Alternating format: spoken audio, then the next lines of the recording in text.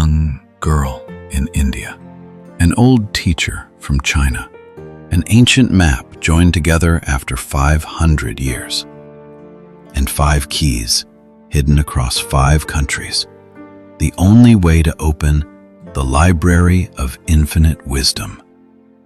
Maya and Mr. Chen are now in Lagos, Nigeria, searching for the first key. But they are not alone. A mysterious man in a black coat has been following them since the airport. And today, everything gets more dangerous. Lagos, Nigeria was alive. That was the only word for it. From the moment Maya stepped off the plane, the city surrounded her with energy. Colorful buses, music floating from open windows, the smell of fried plantain and rain on hot pavement. The map pointed to a neighborhood near Lagos Island, an old area full of history. Beside the symbol, a name was written, Keeper's Street. They found it just as the sun was beginning to set. The street was narrow and shaded by enormous mango trees. Children played between the houses. Elderly men sat on wooden stools drinking tea. And in the middle of the street, sweeping the front steps of a yellow house, was a girl. She was 13 years old, with a serious face and bright, steady eyes. She wore a yellow dress and her hair was braided with small gold beads. Around her neck, on a thin cord, hung a small golden key.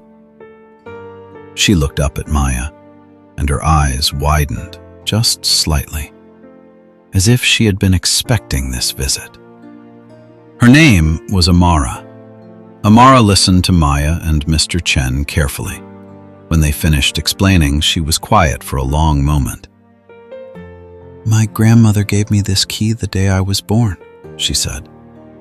"She told me, one day, 2 strangers will come. They will tell you a story that sounds impossible. If it is true, you will feel it in your chest. And if you feel it, you must test them before you trust them." "How do we prove ourselves?" Maya asked. Amara's expression shifted, just slightly, the corner of her mouth lifted. "Come back tomorrow morning." The next morning, Amara was waiting with a large basket covered with cloth. "Your test," she said, "is this. I will take you to 3 places. At each place, you will meet someone in need. You may help them, or you may not. The choice is yours. But I am watching, and the key goes only to those with a generous heart." She lifted the cloth. Inside was food, bread, fruit, bottles of water. Maya understood immediately. This was not a test of knowledge, not a test of strength. It was a test of kindness. At the first house, an elderly woman was struggling to carry water up steep stairs. Maya and Mr. Chen carried every bucket without being asked. At the second place, a young boy sat alone outside a school gate, locked out because he had no school fees. Mr. Chen reached into his pocket without hesitation. At the third place, a group of children were sharing one small meal between 7 of them. Maya gave away the last of the food in her own backpack, even though she was hungry. When they returned to the yellow house, Amara stood quietly for a moment. Then she reached up and removed the golden key from around her neck. "The key is yours," she said. "You will take it to the library." She paused, then added, "I am coming with you." Maya smiled. "We would like that very much." They spent the evening making plans. The next morning, all 3 of them were ready to leave for Brazil, where the second key was hidden. But as they stepped out into the early morning street, they heard footsteps behind them. Fast footsteps. Running. Maya turned.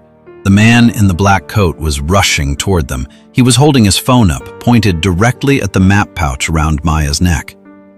Click! He photographed it. Then he stopped, 10 feet away, and smiled slowly. "Thank you," he said in a low voice.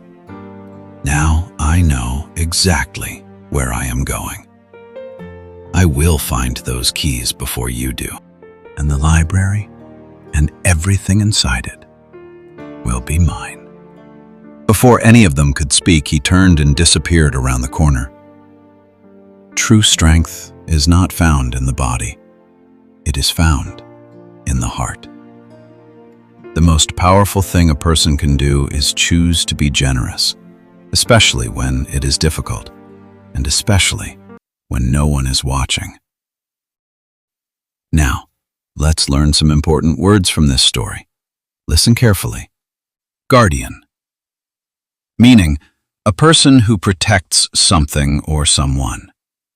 Example, Amara was the guardian of the golden key. Sacred, meaning something holy and very important, to be treated with great care. Example, the key had been sacred in her family for generations. Generous, meaning willing to give freely and kindly to others.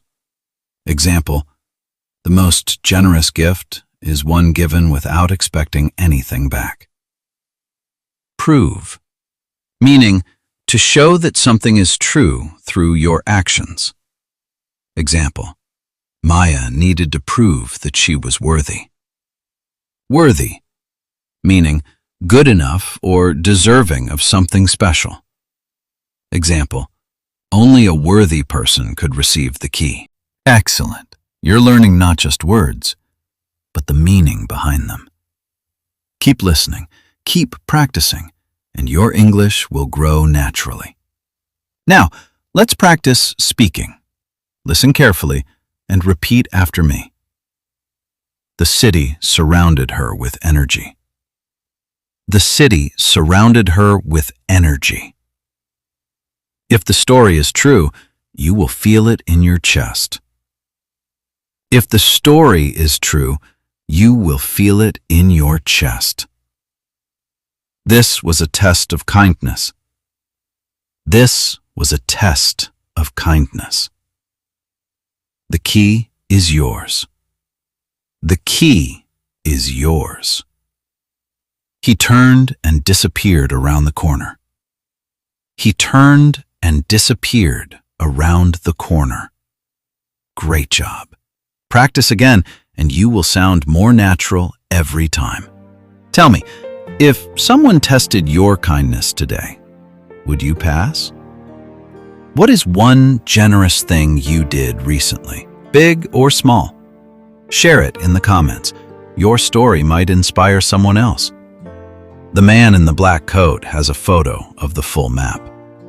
He knows where all 5 keys are, and he is now racing them to Brazil. If you want to know who he really is and the shocking secret that no one in our group expects, you need to subscribe right now. The man in the black coat is dangerous, but in Story 4, we will discover something about him that will completely change how you see him. Part 4 is called The River of Riddles. I will see you there.